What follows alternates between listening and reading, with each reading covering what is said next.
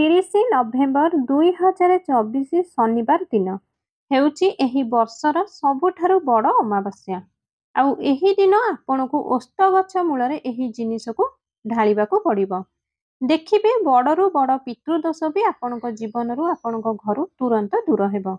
ମାର୍ଗଶିର ମାସ ଚାଲୁଅଛି ଆଉ ଏହି ମାର୍ଗଶିର ମାସ ବିଶେଷ କରି ପିତୃଙ୍କୁ ସମର୍ପିତ ହୋଇଥାଏ। ମାତା ଲକ୍ଷ୍ମୀଙ୍କୁ ଏହି ମାର୍ଗଶିର ମାସ ମଧ୍ୟ ସମର୍ପିତ ହୋଇଥାଏ। ଶ୍ରୀହରି ବିଷ୍ଣୁଙ୍କୁ ବି ସମର୍ପିତ ହୋଇଥାଏ ଏବଂ ଭଗବାନ ଶ୍ରୀକୃଷ୍ଣଙ୍କୁ ମଧ୍ୟ ଏହି ମାର୍ଗଶିର ମାସ ସମର୍ପିତ ହୋଇଥାଏ। ଏହି ମାସରେ ପିତୃଙ୍କୁ ପ୍ରସନ୍ନ କରିବା ପାଇଁ ତାଙ୍କ ଆଶୀର୍ବାଦ ପ୍ରାପ୍ତ ପାଇଁ ଏହି ମାସ ମାର୍ଗଶିର ମାସରେ ବହୁତ ଉପାୟ କରାଯାଇଥାଏ। ଯଦି ଆପଣଙ୍କ ଘରେ ଟିକେ ବି ପିତୃଦୋଷ ଥାଏ ତେବେ ସେହି ଘରେ ବହୁତ ସମସ୍ୟା ଲାଗି ରହିଥାଏ। ଆଉ ପିତୃଦୋଷ ଆପଣଙ୍କ ଘରେ ଅଛି ବୋଲି କିପରି ଜାଣିବେ? ଯଦି ଆପଣଙ୍କ ଘରେ ବାର ବାର କଳି ଝଗଡ଼ା ଲାଗି ରହିଥାଏ, ଆପଣଙ୍କ ପରିବାରର କୌଣସି ବି ବ୍ୟକ୍ତି କଳି ଝଗଡ଼ା କରିଥାନ୍ତି, ତ ଜାଣିବେ ଆପଣଙ୍କ ଘରେ ପିତୃଦୋଷ ଅଛି। ଦ୍ୱିତୀୟରେ, ଆପଣଙ୍କ ଘରେ ରାତି ଅଧରେ ଖାସ୍ କରି ଛୋଟ ପିଲାଙ୍କୁ ଭୋକ ଲାଗିବା ବା ଶୋଷ ଲାଗିବା, ନିଦରୁ ଉଠୁ ଉଠୁ ଖାଦ୍ୟ ମାଗିଥାନ୍ତି, ତ ବୁଝି ନିଅନ୍ତୁ ଆପଣଙ୍କ ଘରେ ପିତୃଦୋଷ ଅଛି। ଯେଉଁ ଘରେ ସନ୍ତାନ ହେଉନଥାଏ, ସନ୍ତାନ ହେବାର କିଛି ସମସ୍ୟା ଥାଏ, ସେହି ଘରେ ବି ପିତୃଦୋଷ ରହିଥାଏ। ଆପଣଙ୍କୁ ଜଣାଇବାକୁ ଚାହିଁବୁ, ଯେଉଁ ଅମାବାସ୍ୟା ତିଥି ହୋଇଥାଏ, ଯେଉଁ ଅମାବାସ୍ୟା ଦିନ ହୋଇଥାଏ, ବିଶେଷ କରି ଏହି ଦିନ ପିତୃଙ୍କ ଦିନ ହୋଇଥାଏ, ତ ପିତୃ ସବୁବେଳେ ଆପଣଙ୍କ ଉପରେ ପ୍ରସନ୍ନ ରହିବେ, ତ ଆପଣ ବି ସବୁବେଳେ ପ୍ରସନ୍ନ ରହିବେ। କାହିଁକି ନା ପିତୃ ପ୍ରସନ୍ନ ଥିଲେ ଆପଣଙ୍କ ଘରର ପ୍ରତ୍ୟେକ ସଦସ୍ୟ ବି ସବୁବେଳେ ଖୁସିରେ ରହିବେ। ଆପଣଙ୍କର ଘର ଧନ ବସିବାକୁ ଲାଗିବ, ଆପଣଙ୍କ ଘରେ ସୁଖ ସମୃଦ୍ଧି ଆସିଥାଏ। ଆପଣଙ୍କ ଜୀବନରେ ଯେତେ ବି ଦୁଃଖ କଷ୍ଟ ସଙ୍କଟ ଅଛି ତାହା ସବୁକୁ ଆପଣଙ୍କର ପିତୃ ହିଁ ଦୂର କରିଥାନ୍ତି। ଓସ୍ତ ଗଛ ସବୁ ବୃକ୍ଷ ଠାରୁ ସବୁଠାରୁ ବଡ଼ ପୂଜନୀୟ ଅଟେ। ଓସ୍ତ ବୃକ୍ଷରେ ତ୍ରିଦେବଙ୍କର ବାସ ହୋଇଥାଏ। ବ୍ରହ୍ମା ବିଷ୍ଣୁ ମହାଦେବଙ୍କର ବାସ ହୋଇଥାଏ। ଓସ୍ତ ଗଛରେ ହିଁ ଆମର ପିତୃଙ୍କର ବାସ ହୋଇଥାଏ। ଆଉ ମଧ୍ୟ ଓସ୍ତ ବୃକ୍ଷ ଭଗବାନ ଶନିଦେବଙ୍କର ଅଧିକ ପ୍ରିୟ ହୋଇଥାଏ। ଆପଣମାନେ ଯଦି ଶନିଙ୍କ ଦଶାରୁ ପରିଶାନୀ ଅଛନ୍ତି, ତ ସେହି ବ୍ୟକ୍ତି ବି ଯଦି ଏହି ଉପାୟକୁ କରନ୍ତି, ଯେଉଁ ବ୍ୟକ୍ତି ଧନକୁ ନେଇ ଚିନ୍ତିତ ଅଛନ୍ତି, ତ ସେହି ବ୍ୟକ୍ତି ମଧ୍ୟ ଏହି ଉପାୟକୁ ନିହାତି ଥରେ କରିବା ଦରକାର। କାହିଁକି ନା ମାତା ଲକ୍ଷ୍ମୀ ବି ଓସ୍ତ ବୃକ୍ଷରେ ବାସ କରିଥାନ୍ତି। ଶ୍ରୀହରି ବିଷ୍ଣୁ ମଧ୍ୟ ଓସ୍ତ ଗଛରେ ବାସ କରିଥାନ୍ତି। ଆଉ ଯେଉଁ ବ୍ୟକ୍ତି ପିତୃଦୋଷରେ ପରିଶାନୀ ଅଛନ୍ତି, ତ ସେହି ବ୍ୟକ୍ତି ଖାସ୍ କରି ଓସ୍ତ ଗଛରେ ଅମାବାସ୍ୟା ଦିନ ମାନେ 30 ନଭେମ୍ବର ଶନିବାର ଦିନ ଏହି ଜିନିଷକୁ ଓସ୍ତ ଗଛରେ ଢାଳି ଦିଅନ୍ତୁ। କାହିଁକି ନା ଏହି ଛୋଟିଆ ଉପାୟ ବଡ଼ରୁ ବଡ଼ ପିତୃଦୋଷକୁ ବି ଆପଣଙ୍କ ଘରୁ ଆପଣଙ୍କ ଜୀବନରୁ ଦୂର କରିପାରିବେ। ଦେଖନ୍ତୁ, ବହୁତ ଲୋକ ଅଛନ୍ତି ତାଙ୍କୁ ଜମାରୁ ବି ଜଣା ନଥାଏ କି ତାଙ୍କ ଘରେ ପିତୃଦୋଷ ଅଛି। ପିତୃଦୋଷ ଆପଣମାନେ ସହଜରେ ଜାଣିପାରିବେ କି ଆପଣଙ୍କ ଘରେ ପିତୃଦୋଷ ଅଛି ବୋଲି। ଏଇ ଟିକେ ପୂର୍ବରୁ ଭିଡ଼ିଓରେ ମୁଁ ଆପଣଙ୍କୁ ଜଣାଇଥିଲି ଯେ ରାତି ଅଧରେ ଛୋଟ ପିଲାଙ୍କୁ ହଠାତ୍ ଭୋକ ଶୋଷ ଲାଗିବା ଆଉ ଆପଣଙ୍କର ଲଗାତାର କଳି ଝଗଡ଼ା ଲାଗି ରହିବା, ଆପଣଙ୍କର ପରିବାରର ଛୋଟ ଛୁଆ ବା ବଡ଼ ଲୋକଙ୍କର ଦୁର୍ଘଟଣା ହେବା, ଏଥିରୁ ଆପଣମାନେ ଜାଣିବେ ଯେ ଆପଣଙ୍କର ପିତୃଦୋଷ ଲାଗିଛି। ଆଉ ଯେଉଁ ଘରେ ଅଧିକରୁ ଅଧିକ ଦୁର୍ଘଟଣା ହୋଇଥାଏ, ସେହି ଘରେ ଅଧିକ ପିତୃଦୋଷ ଲାଗିଥାଏ। ଏଥିପାଇଁ ଚେଷ୍ଟା କରନ୍ତୁ କି ସବୁବେଳ ପାଇଁ ଆପଣ ଆପଣଙ୍କ ପିତୃକୁ ପ୍ରସନ୍ନ ରଖିବା ପାଇଁ। ପୂଜା ପାଠ ଆପଣମାନେ ସବୁ କରିଥାନ୍ତି, କିନ୍ତୁ ବହୁତ ସାରା ଲୋକ ପୂଜା ପାଠ କରିଥାନ୍ତି, ବହୁତ କିଛି କରିଥାନ୍ତି, ବହୁତ ଉପାୟ ବି କରିଥାନ୍ତି, କିନ୍ତୁ ତାଙ୍କୁ ପିତୃଙ୍କୁ ପ୍ରସନ୍ନ କରିବା ପାଇଁ କିଛି ବି କରିନଥାନ୍ତି। ତ ସେହି ଲୋକଙ୍କ ଜୀବନରେ ଧନର ସମସ୍ୟା ଆସିଥାଏ, କରଜର ସମସ୍ୟା ଆସିଥାଏ, ସନ୍ତାନ ପାଇଁ ସମସ୍ୟା ଆସିଥାଏ, ଘରେ କଳି ଝଗଡ଼ା ଶେଷ ହୁଏ ନାହିଁ। ଘରେ ଆପଣଙ୍କର ସବୁ କିଛି ଥାଇ ତଥାପି ଘରର ସଦସ୍ୟ ଦୁଃଖୀ ରହିଥାନ୍ତି। ଏହାର କେବଳ ଆଉ କେବଳ ଗୋଟିଏ କାରଣ ପିତୃଦୋଷ। ଆଉ ଏହି ପିତୃଦୋଷକୁ ଆପଣ ଆପଣଙ୍କ ଘରୁ ସବୁଦିନ ପାଇଁ ଦୂର କରିବା ପାଇଁ ଓସ୍ତ ଗଛ ବୃକ୍ଷରେ ଛୋଟିଆ ଜିନିଷଟିଏ ଢାଳି ଦିଅନ୍ତୁ। ତେବେ ଚାଲନ୍ତୁ ଜାଣିବା କ'ଣ ସେହି ଜିନିଷ ଯାହା ଆପଣ ଅମାବାସ୍ୟା ଦିନ ମାନେ 30 ନଭେମ୍ବର ଶନିବାର ଦିନ ମାର୍ଗଶିର ଅମାବାସ୍ୟା ଦିନ ଓସ୍ତ ଗଛରେ ଢାଳିବେ। ଜିନିଷଟିକୁ ଜାଣିବା ପୂର୍ବରୁ ମୋର ଆପଣମାନଙ୍କୁ ଅନୁରୋଧ, ଭିଡ଼ିଓଟିକୁ ଶେଷ ପର୍ଯ୍ୟନ୍ତ ନିହାତି ଦେଖନ୍ତୁ। ଭିଡ଼ିଓଟି ଯଦି ଆପଣମାନଙ୍କୁ ପସନ୍ଦ ଆସିବ ତେବେ ଭିଡ଼ିଓଟିକୁ ଗୋଟେ ଲାଇକ୍ କରିବା ସହିତ କମେଣ୍ଟ ବକ୍ସରେ ଜୟ ମା ଲକ୍ଷ୍ମୀ, ଜୟ ଶ୍ରୀ ହରିବିଷ୍ଣୁ ଅବଶ୍ୟ ଲେଖନ୍ତୁ। ଏବଂ ଆମ ଚ୍ୟାନେଲରେ ଯଦି ଆପଣମାନେ ଏପର୍ଯ୍ୟନ୍ତ ସବସ୍କ୍ରାଇବ୍ କରିନାହାନ୍ତି ତେବେ ଚ୍ୟାନେଲଟିକୁ ଏବେ ହିଁ ସବସ୍କ୍ରାଇବ୍ କରି ପାଖରେ ଥିବା ବେଲ୍ ଆଇକନଟିକୁ ଦବାଇ ଦିଅନ୍ତୁ, ଯାହାଫଳରେ କି ଆମର ପ୍ରତ୍ୟେକ ନୂଆ ନୂଆ ଭିଡ଼ିଓ ସର୍ବପ୍ରଥମେ ଆପଣମାନେ ଦେଖିବାକୁ ପାଇବେ।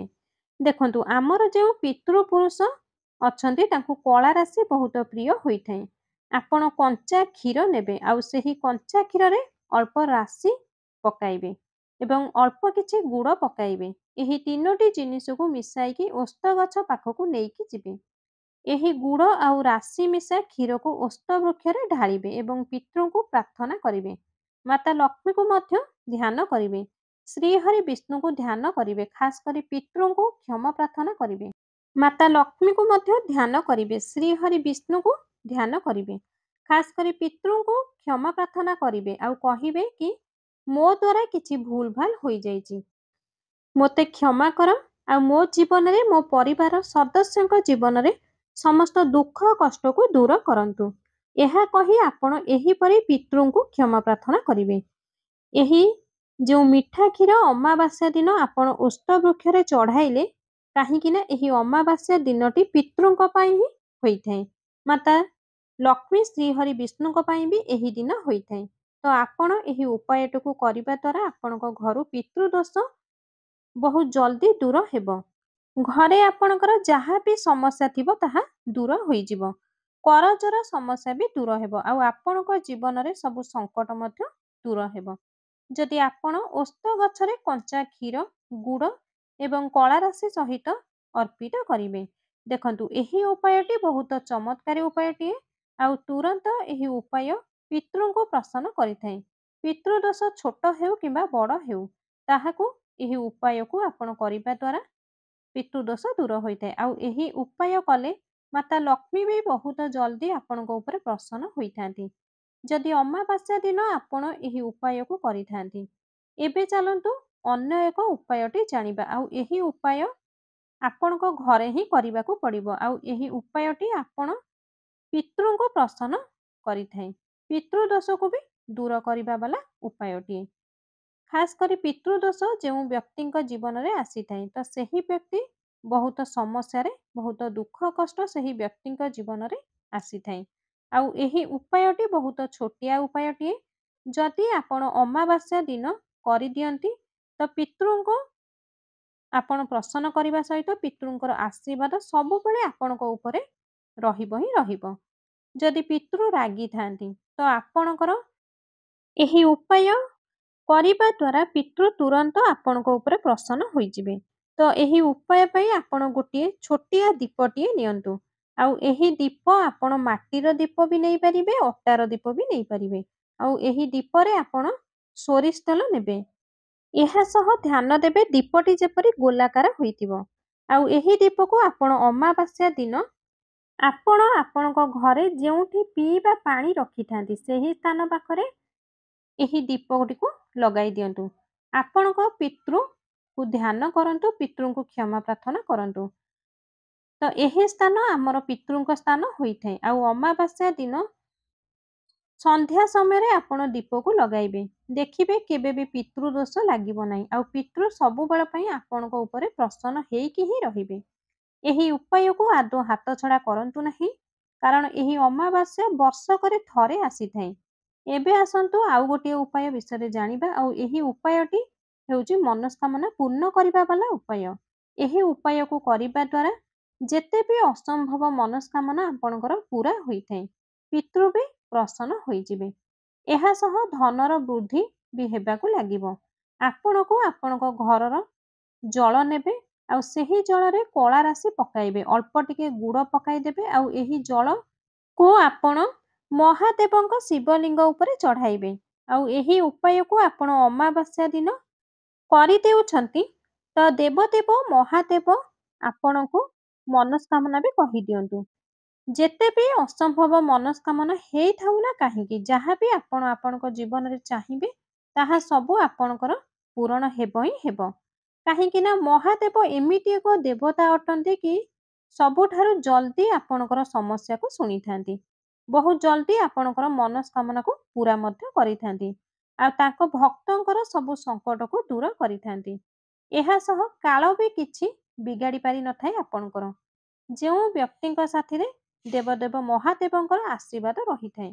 ଆଉ ଦେଖନ୍ତୁ, ଯେଉଁ ଜଳ ଆପଣ ଆପଣଙ୍କ ଘରୁ ନେଇ ଶିବଲିଙ୍ଗ ଉପରେ ଅର୍ପଣ କରିଥାନ୍ତି, ତ ସେହି ଜଳ ସିଧା ସିଧା ଆପଣଙ୍କ ପିତୃଙ୍କ ପାଖକୁ ଯାଇଥାଏ। ତ ଏହିପରି ଆପଣ ମହାଦେବଙ୍କ ଶିବଲିଙ୍ଗ ଉପରେ ଜଳ ଚଢ଼ାନ୍ତୁ ଆଉ ଆପଣଙ୍କର ସମସ୍ତ ମନସ୍କାମନାକୁ ପୂରା କରନ୍ତୁ। ଭିଡ଼ିଓଟି ଯଦି ଆପଣଙ୍କୁ ପସନ୍ଦ ଆସିଥାଏ ତେବେ ଭିଡ଼ିଓଟିକୁ ଗୋଟେ ଲାଇକ୍ କରିଦିଅନ୍ତୁ। ଭିଡ଼ିଓଟିକୁ ଅଧିକରୁ ଅଧିକ ସେୟାର କରନ୍ତୁ। ଆମ ଚ୍ୟାନେଲରେ ଏପର୍ଯ୍ୟନ୍ତ ଯଦି ଆପଣମାନେ ନୂଆ ଅଛନ୍ତି, ଚ୍ୟାନେଲଟିକୁ ସବସ୍କ୍ରାଇବ୍ କରିନାହାନ୍ତି, ଆଗକୁ ଏହିଭଳି ଭିଡ଼ିଓ ଦେଖିବା ପାଇଁ ଆମ ଚ୍ୟାନେଲଟିକୁ ସବସ୍କ୍ରାଇବ୍ ଏବେ ହିଁ କରିଦିଅନ୍ତୁ।